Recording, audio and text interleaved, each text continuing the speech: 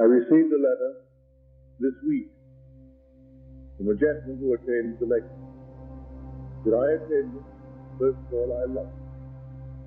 They make me feel so secure and peaceful and fulfilled. But it doesn't last. The following day, I'm full of doubt. And I wonder, for you taught from prayer, and you showed us how you would pray. Well, I've tried it. But again, prayer is erased by my doubt the following day. For those who are not here is a quick summary. The foundation is I and my Father are one. But my Father is greater than I. I am not inferior to my essential being called God, but only in the office of the saint. But the sender and the saint are one. So when I am sent into the world, I am restricted. I am wearing a garment of flesh and blood. Depending on my senses, depending on my reasoning mind, which cannot reveal truth. It has to depend upon the depth of its own being. For that which reason tells it, it cannot. It must believe that all things are possible to that depth, that Father that we call God. And if it is all possible, knowing I cannot do it on this level, I would do the normal, decent thing and give thanks to my own being for doing for me on this level what on this level I cannot do for myself. But now the secret is how to keep that divine vision in time of trouble. When Paul said, "O King Agrippa, I was not unfaithful to the heavenly vision." He was not disobedient to it. He kept knowing from the depths of his own being it would be done. Well, I say to him, it is not enough spoken of in Scripture when Peter says, "If my brother sins against me, how often, O Lord, should I forgive?" We are living in an egocentric world. The whole vast world is yourself pushed out. It is not John over there. It is this. What St. Francis meant when he said, and on his deathbed, he asked the forgiveness of poor brother John, my brother, for all the hardships that I have caused him to suffer.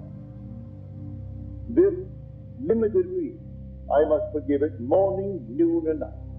So when the Lord answered 7 times 7, that does not mean 490 times. It means until my vision, which is 7, that is the eye, it's an iron. The symbol of the iron is an eye. And 7 is a stone. Until I fix it, so it does not wander. It does not move from one place to the other. I am not disobedient to the divine vision. When I keep the divine vision, even in times of trouble, and things are all denying that it could ever happen, He is working, the depths of my own being is working from the mortal. I supply the mortal. I want this, that, and the other. I dare to assume that I have it. Having assumed that I have it, it is entirely up to me to hold that mortal from which He works. He will externalize it in my world if I am faithful to the divine vision. That divine vision need not be some wonderful, heavenly, spiritual vision. It's something placed up in the world of truth. That's the vision. It is not yet externalized, but I know what I want. I must hold it my eyes out. And if tomorrow I wonder, 7 times 7, remember, you come back to the mortal, because He is working from a mortal. And the mortal is supplied by you on this level in the capacity of the sense. you have been sent into this world. Now I say to him, that's what I would suggest to you if you're here tonight. That you simply try to go back to the vision, because you became aware that you had wandered. Not everyone is aware that he wandered. At least you are aware that you have wandered. You go back. Now in the letter he said, previously it seemed to me that you were very critical of a multimillionaire in his 80s who is now taking up yoga to extend his earthly days in this world. Do you mean he should have prayed instead? No, I don't think he should have prayed instead. That was not my point. My point is this, that a man in his 80s, not a multimillionaire, he is a billionaire. A billionaire, one who has in excess of $1,000 million, not a few $1 million. In any man's language, $1 million is an awful lot of money. But a billion is 1,000 million. And he still wants more, and he's in his 80s. And to prolong his body that he may gratify that hunger, he's taking up yoga. And he thinks he's a very spiritual man because he doesn't eat certain foods, and he doesn't drink, he doesn't smoke. So he is a holy man in his own eyes. But I will say this for him. He cannot, by my saying to him, you should now change your attitude towards life and want the spiritual things of life. No, the hunger hasn't come upon him. He has a hunger for Caesar's dollars. And as long as that hunger remains, he has to gratify. So I'm not critical of him. I use him only as an example. But I'm fully aware of the fact that he has not yet had that hunger as you're told in the book of Amos. The 8th chapter of Amos, the 11th verse. I will send a famine upon the earth. It will not be a hunger for bread, nor a thirst for water, but for the hearing of the word of God. Well, he doesn't have that hunger. So at the age of 80 plus, he still has a hunger for things in this world. But Scripture warns in the 13th chapter of Hebrews and the 6th chapter of 1 Timothy. Be free. Let your life be free from the love of money. For the love of money is the root of all evil. Didn't say of two evil. All evil. You can trace it back to what money means to man. Money means power. All the wars in the world are economic wars. When man thinks that he can lead his nation into war and get more markets for his people, more of these things, it's all economic. And so, if he thinks he can, he does it. And all wars are economic wars. They reach a certain point and they break forth into fire. But before wars come, it's still an economic war. And it's based upon the love of money. I'm not saying we shouldn't have money. I need money to pay rent. I need money to buy clothes, to buy food, and do the normal things of life. I'm not denying that. But to fall in love with money and to want money for money's sake is simply a false concept of power. I am speaking of an entirely different power.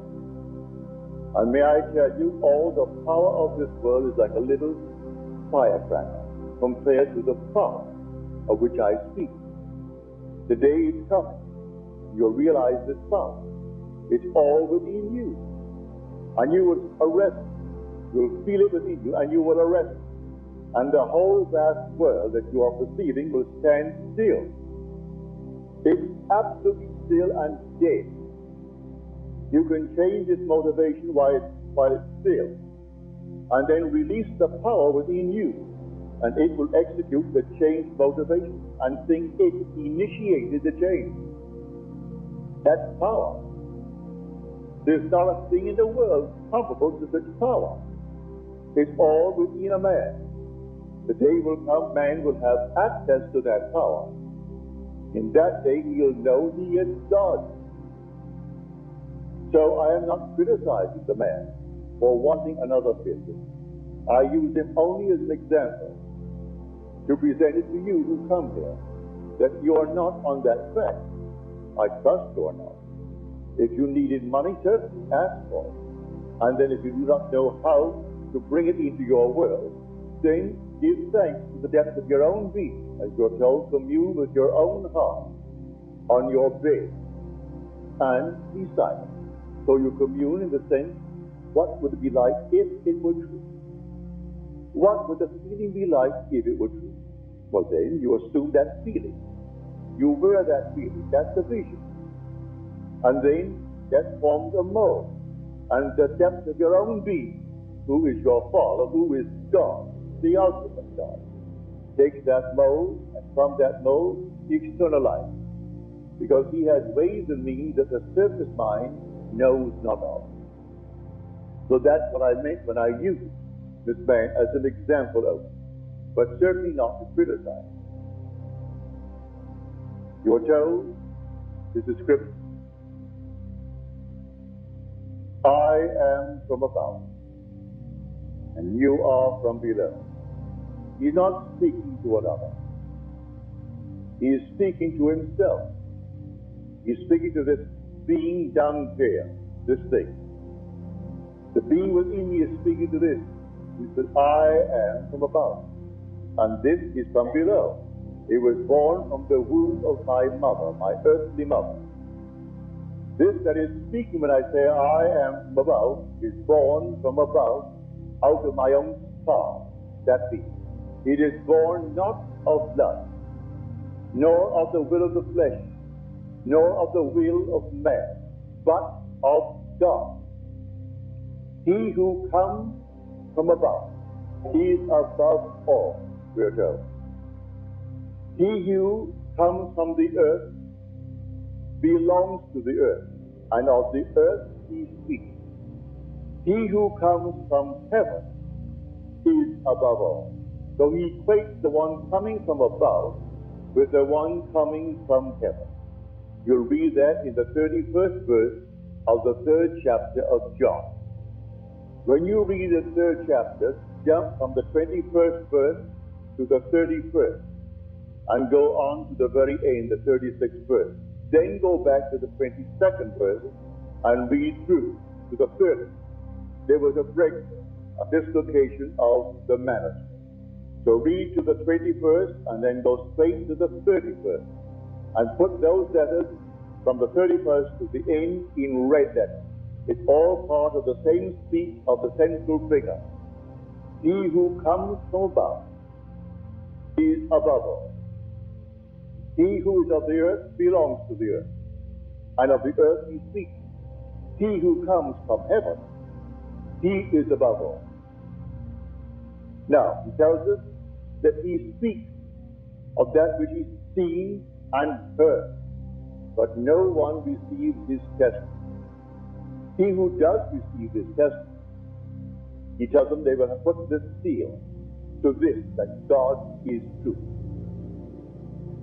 The word is going to prove itself to be true in the individual, for he has come only now to fulfill that word.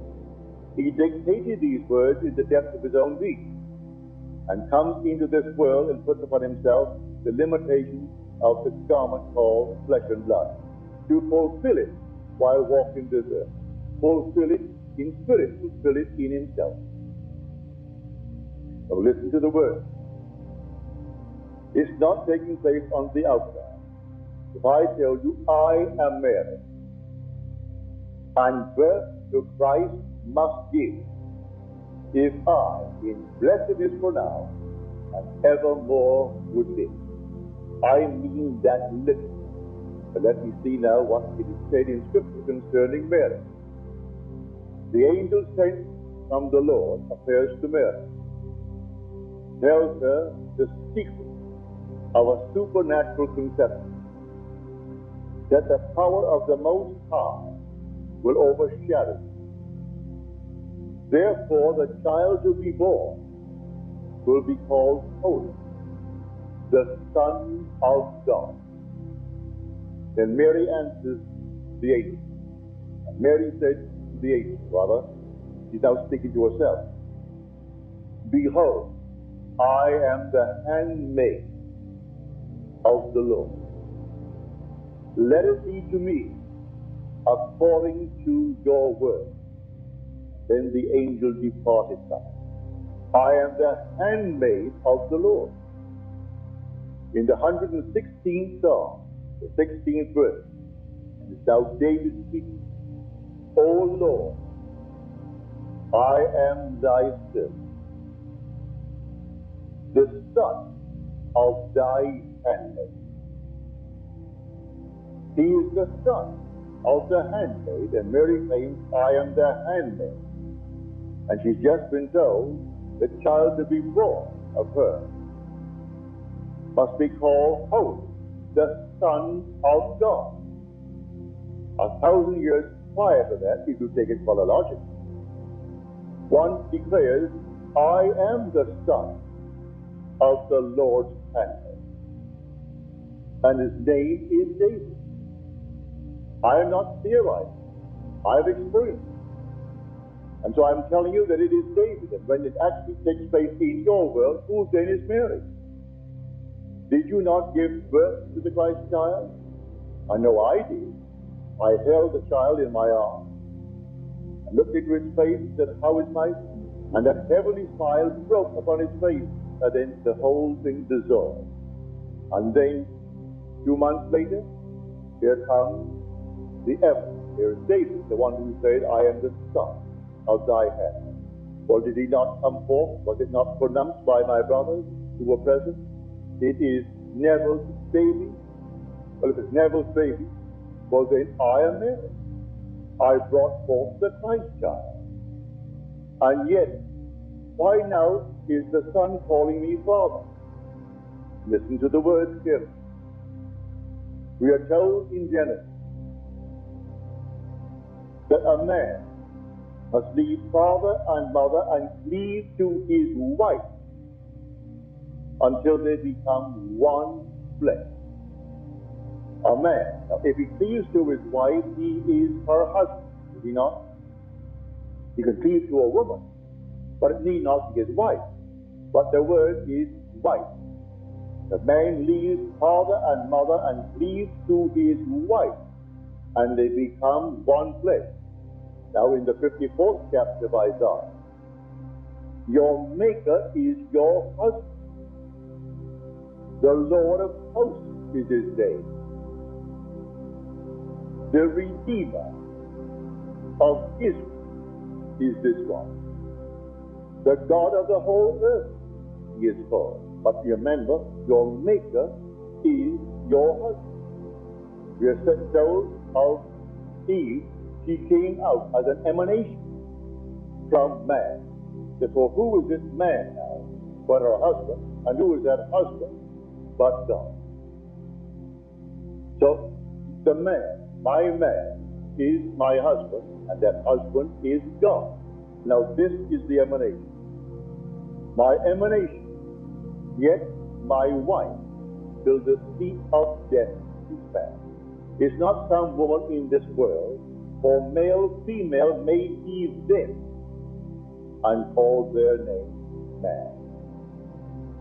So here, whether you be male or female, this is the emanation of your Maker. And your Maker is God. And he cleaves to you. You aren't cleaving to him. It is he who cleaves to you until you become one. And what proof have I that you become one?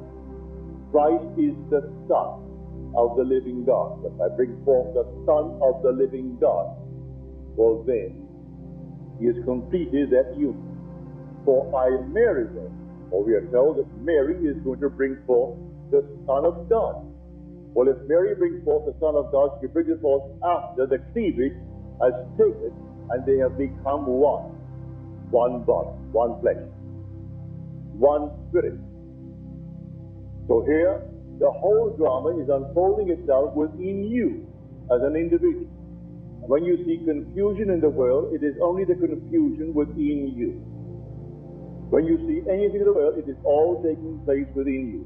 It's really a soliloquy. The whole vast drama is the unfolding of the mind of the individual. So you are the one sense, and you are the sense. In the capacity of the sense, you seem inferior to your essential being, the sender. But do not forget, I and my Father are one. And he who sees me sees him who sent me. If he sees him who sent me, then I am the sent. And I'm telling you from my own experience, you are that very being who embraces. He actually embraces you, and you feel you become one. And when you see the Son, he is the image of the one who embraced you.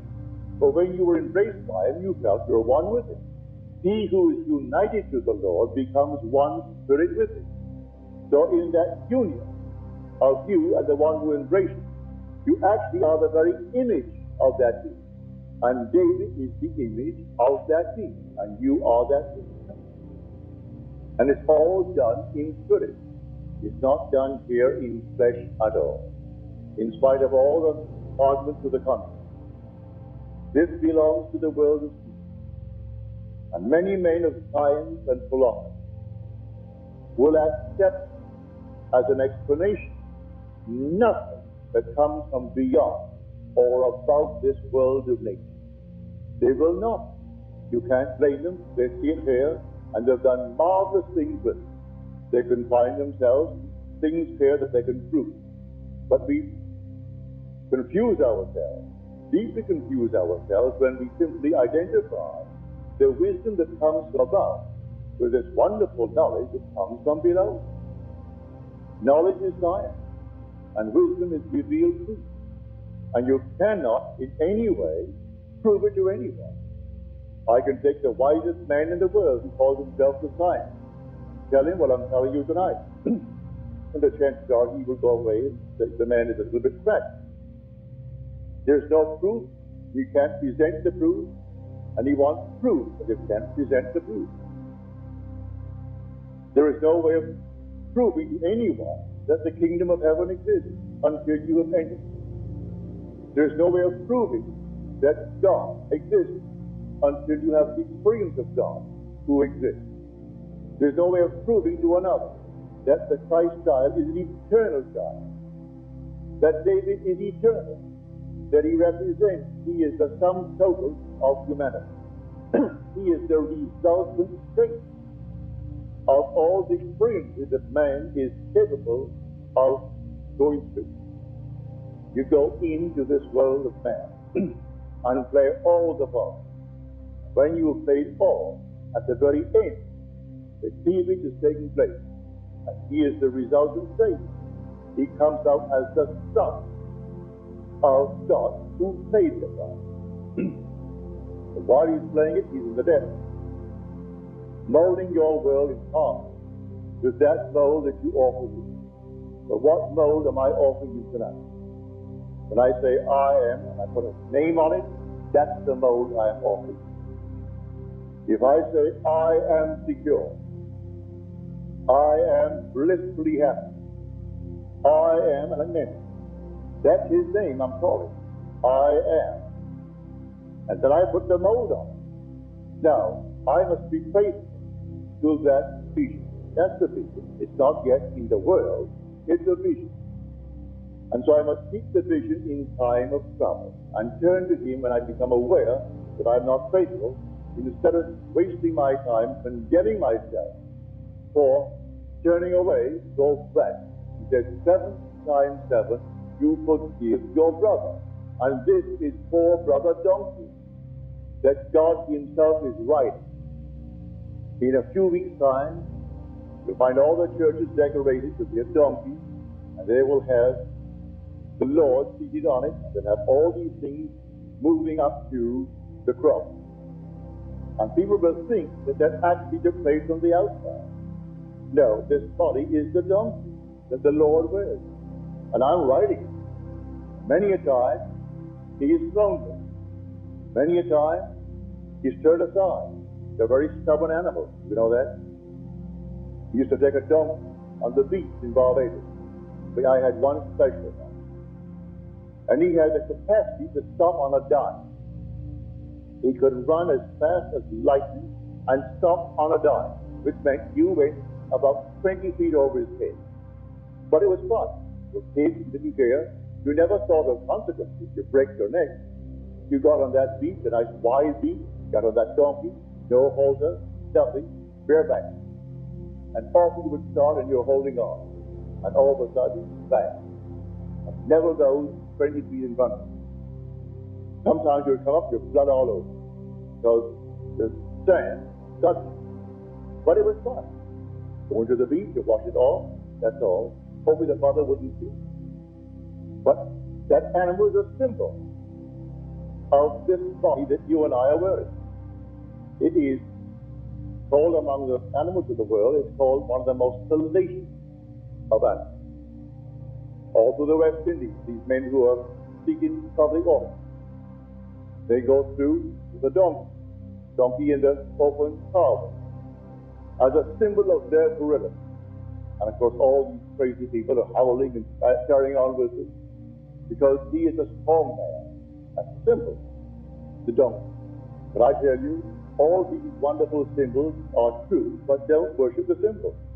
The donkey is your wonderful body of flesh and blood. And you have to be constantly in control, constantly taking care of it, and simply turning to the depths of your own being, when on the surface itself you can't do. But when you're told, you are from below, I am from above, don't think some man feels himself superior to men, and he's telling them that they're below him. That's not it at all. It's the being within you that is from above. It is that being who will ascend. This being cannot. This belongs to the earth, and of the earth is speaking. But the being who came from heaven is the being who is from above. And the day will come because he and he alone descended, he and he alone will ascend. He will leave this world and ascend to himself from which he came. So he tells, I am leaving the world, and I am going unto my Father. You will see me for a little while, then you will see me no more. For I am sending unto him who sent me. And you return, that very being. But the being here is wearing a very restricted garment while he is here. And that garment is the fall of the garment. And that has been made to suffer through our mistakes this world. So again, I say to my friends, if you are here tonight, I had no intention of criticizing anyone. I just used it as an example to show you that there is something far, far greater in this world than the love of man. Far, far greater. As you are taught in Scripture, seek ye the kingdom of God, and all these things will be added up. Not because you're going to have more and more homes, no. You'll find you don't need them. Not because you're going to get more and more billions, you'll find you don't need them. And the day will come by eliminating all the nonsense in the world. You are freer and freer and freer. And people think by accumulating that they are freer and free, by simply eliminating the unnecessary things in this world. If I bought everything that came to my door, I'd have to move out from a 7-room apartment into a 50-room house. Only yesterday and today, a man tries to sell me now water, only $5 a month, or only $5 a month. Yesterday, someone tried to sell me the cable TV. Well, that's only, I think, $5 a month. Another day, another $5 a month. You put it all together, and finally you're spending something like $200 on things you do not need a month. And these go on and on and on. But people are told through propaganda that you need them, you must have them. Must have one. I once enjoyed a lovely big $600 color TV set. Then it cost me a fortune to keep it going. You pay $600 for it, All of a sudden he tells you the tube is gone. I said, yes? Well, then let's have a new tube. Well, that's going to cost you $250. $250 for the tube. He said, yes. I said, take it away. I gave it reluctantly to my maid. I said, Doris, I shouldn't give it to you. This is the burden. Because to put that tube in is going to cost you $250. And I'm going right out the mall and buy myself a nice, small, 21-inch black and white. Well, I got a 19. That's all I needed. I do not need the huge, big color TV set. Everyone thinks he has to have a huge, big color TV set. I have a 19-inch black and white. I rarely turn it on. If a game is on, I like games, I'll turn it on. That's good enough. I prefer my Bible. So why must I be always keeping up with the Joneses? So I only use the story to illustrate a point. Keep yourself free from the love of money, for the love of money is the root of all evil. It's the cause of all the wars in the world. That love of power is a symbol of power. And the power of which I speak puts all the power of this world into nothing. You can't conceive of any power in this world that you could use to make humanity stand still and you change its motivation. And yet within your own head you have that power. And you look upon the world, you see it, and suddenly you stop the activity within your head. And all activities stop. And they're not independent of your perception of them. You think they are, but they're not. They're all yourself pushed out. And they're animated by the activity within you. And you're carried away by the things that they're doing as though they're things completely strange and different from what you are doing within yourself. And it's not so. And you stop it, and then you release it, everything moves on to fulfill its purpose. But you can change its purpose. And then you will know you're on the very verge of being born from above. For this is your right. This is your power. You enter an entirely different world. And when you ask by others, describe that world to you. Paul tells you, eyes have not seen, nor ears heard, nor has it entered into the hearts of men the things already prepared for those who love the Lord. How could you use any image of earth to describe that world? Can't do it. And I tell you that I have actually gone by thousands and thousands waiting for me to come by, and they were all broken members of humanity. Blind, lame, halt, withered, you name it, they were there. And I didn't raise a finger to make one of them better. There was no compassion that possessed me. I simply glided by, a radiant being, one of fire and air. And as I glided by off the earth, I could walk, I could be gliding. Every one was made perfect. Eyes came out of hiding and filled the empty socket. Arms that were missing came out of hiding and filled the empty socket. And those who could not walk, they jumped for joy. Everything became animated and perfect. And when the very last one was made perfect, this heavenly chorus that accompanied sang out, "It is finished," the last cry on the cross. For these are the last words of the cross, "It is finished." And then I felt myself once more congealed into this body. I have never worn, that I know now, in this little section of time, I have not had the experience of wearing a straight jacket. But I have seen men put in straight jackets. And so I know the confinement that they must feel in a straight jacket. Well, this was just like a straight jacket. That's how confining this body is. After you've experienced the freedom of this heavenly, immortal body that is yours. It is radiant, it's immortal, and that body is yours. The day will come, you will complete the journey in these garments, and then that body will come out. When that body comes out, you, the saint, will return to yourself, the sender. And you and I will rejoice together in a heavenly sphere that you cannot depict by using any image on earth to describe it. It can't be done. If eyes have not seen it, ears have not heard. How can you tell it? Until he brings you where those who have gone there have been. Can't do it. Here I am here to encourage you, set your hope fully upon this grace that is coming. It is coming. No power in the world can stop it. You came down delivered. No one took your life. We're going to tell it on the second day, the second day of April is Easter. So 2 days before that, they're going to tell a story, which isn't so at all. Our man was crucified by people who would not believe it. Isn't so? The crucifixion took place in the beginning of time. When you are born a woman, that's when you are crucified here. But I was crucified with the cosmic Christ in the beginning of time. And then I came down into this world. And my mother gave me a garment of flesh and blood. And that's the cross I wear. That's my slave. I'm a slave of that cross.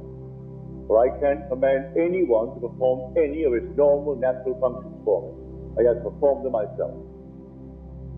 Eat myself, assimilate and eliminate, and no one in the world can do it. No matter how much money I have, how powerful I am, and what I am. I have got to perform the normal natural functions of that brother John. So I'm writing that towards the end. They're going to weep and say a certain group, a certain race crucified a man. Didn't do it at all. Have we not read the Bible? No one takes away my life. I lay down of myself. I have the power to lay down and the power to take it up. So he confesses that no one has ever taken away his life. And yet for 2,000 years he perpetuates the lie and tells that story over and over and over. It isn't so at all. Read it in the Gospel of John. The most profound book in the New Testament is the Gospel of John. No one takes away my life. I lay down myself. I have the power to lay it down and the power to take it up again. And so, I have laid it down myself, willing to enter this arena. And at the end, I can say what Paul, I have fought the good fight. It is a fight. I have finished the race. I have kept the faith. Henceforth, there is laid up for me the crown of righteousness. And then he goes on to say, let no one bother me. For I bear and I bought the mark of you. Everyone will bear them because everyone has them. The marks are there, but they're not driven in with any little nails. They are whirling vortex. A vortex finds me here, a vortex finds me here. One to my right and two by two so. The six-pointed star of David, that's the Christ star. He is the Son of the Lord's handmaid. So you can safely say, and mean it when you say, you have not yet brought forth the Christ child, but I am here. And birth the Christ must be, if I in blessedness for now and evermore would live. My own case, I have brought forth the Christ child. But I can say to those who have not yet had the experience, you can put it in that text that I've just spoken. Because everyone's going to have the experience. And not one will fail. And then you will see the mystery. The whole thing is a mystery. For tonight, you take your ideals, you take your dreams, dare to assume that you have already realized. Knowing on the surface you cannot do it. You do not know where to turn. But believe the depth of your own being. All things are possible to you. Before Mary says, behold, the handmaid of the Lord. The angel says, with God all things are possible. The same thing said prior to the first child promise in Genesis. Is anything too hard for God? is the same. It's simply a different translation of the same meaning. Is anything too hard for God? And so the child was named Isaac because Isaac means he laughed, and the Christ child laughed. The minute you hold him, the face bursts into the most heavenly smile, and the whole thing dissolves as you're holding him in your arms. You brought forth the Christ child. When you dwell upon this, if you're not seeing practice, it's more practical than anything in the world. Far, far more practical than telling you how to go out and get $1 million. Here, this morning's paper, I opened up the paper, and here is one that I have seen and listened to at times. William Stone. A year before, our ex-president said he would not run. He said in his column and his TV show that President Johnson will not run for office for a second term. The first was by the accident of assassination. This one is owned by election, but he will not run another term. They all laughed at him. Well, he was right. He did not run, but he kept secret one solid year. Well, he went off to New Hampshire to cover this election coming up on Tuesday, primary. Went to bed, seemingly all right, had all his friends that day. The maid goes in to clean the room. There he is. He's gone from the world. 55 years of age. Went to sleep, thinking he'd wake the next morning to write the column coming up on Tuesday to tell what actually is taking place in our election year. And Lawrence didn't wake in this world. Man 80 years old and still knowing that tomorrow he's going to be called and still is interested only in another billion. Well, to me, it's the height of insanity. But let him have it. Let him have all that he wants. I don't want it. With it goes a tremendous responsibility. And I don't want that responsibility. If he wants it, let him have it. But tonight, on this day, you formulate in your mind's eye the one you would like to be. Man or woman. And then, having formed it, if perchance tomorrow, like my friend, you wonder, don't waste one precious moment in condemning yourself. Forgive, forgive, forgive. And forgiveness means testing one's ability to enter into and partake of the nature of the other. If you find yourself in this state now, which is wandering away, go back to that state that you have chosen. Go back, how often? 70 times 7. As often as it takes to keep the vision fixed, so that that mold will always be before the depth of your own being, for he works from the mold that you supply. So you supply him, glorious mold, but don't condemn yourself when you depart from it. Don't. Condemn no one. Leave them alone. So the Christ of the Bible, one day he stands before you and call you Father. Remember, Christ is the Son of God. The Jesus of the Bible, one day you'll know who you are. And you are he. Jesus is the Lord. The Lord God Jehovah. And Christ is his Son. We put them together like one name, like Neville Goddard. It isn't Neville Goddard. In this world, yes, I'm Neville Goddard.